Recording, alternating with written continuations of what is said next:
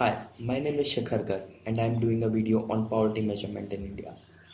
Poverty is the inevitable truth for the whole of the world. It is going to be there till the end of the mankind. This issue becomes really serious when it comes to developing countries, and for an ambitious country like ours, it is one of the major pieces of the wood of logjams in a long list of logjams which India has. While it is clear that each developing country wants to reduce its poverty as much as possible, we do not know whether the measure which they use is accurate or not. Countries do understate their poverty figures to project a better image in the developing nation fraternity. Well, is India one of them? We do not know. But what we know is the method by which poverty is calculated. So there are two approaches to calculate this. One is to take an income-based approach and state your nation's poverty on the basis of how much people earn, and the second is on the basis of how much they spend or consume, known as consumption expenditure approach. Well, this constitutes the distinctive feature in the calculation of poverty between developed nations and developing nations. The developed nations follow an income based approach, while countries like ours follow a consumption based approach. Both the approaches are good, but the problem with the latter one is that the government cannot much really do about it. Once calculated, it is just another number for them.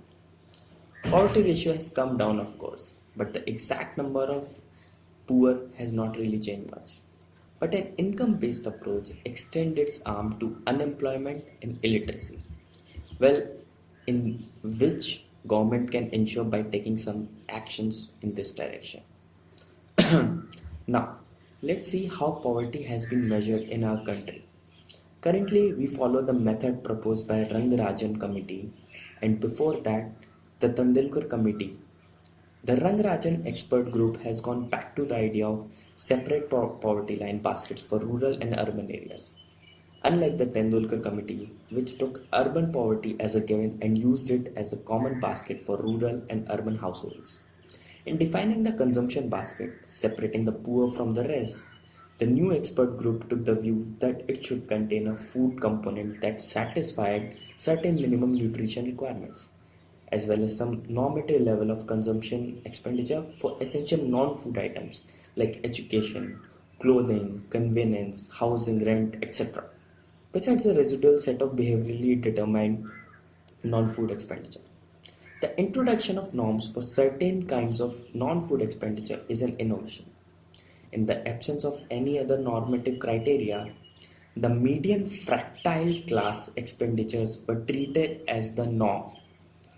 Poverty estimates provide the proportion and size of the poor population, and they are spread across states and broad regions, but they cannot be used for identification of the individual poor, which is necessary to ensure that the benefits of programs which government conducts reach the deserving and targeted group. What is the rationale for having poverty estimated based on consumption? First, in the minds of most people, being rich or poor is associated with the level of income they earn. The various non-income indicators of poverty are in fact reflections of inadequate income. Defining poverty in terms of income or in absence of such data in terms of expenditure seem more appropriate. And it is this method that is followed in most countries.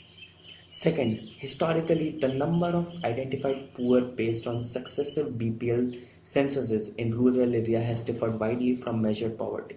For example, the percentage of households identified as poor in the first BPL census in 1992 was nearly twice the poverty ratio estimated by the Planning Commission. Usually, the poor household identified through these censuses contain a mix of poor and non-poor, for which there could be several reasons. One of the main reasons behind such a mix-up is the fact that people know beforehand that the census is going to decide the status of the household as poor or not poor, and therefore its entitlement. Third, the deprivation criteria by themselves do not indicate the level of poverty. A judgment has to be made as to whether the number of deprivations taken together constitute a measure of poverty. This can be highly subjective. Thank you.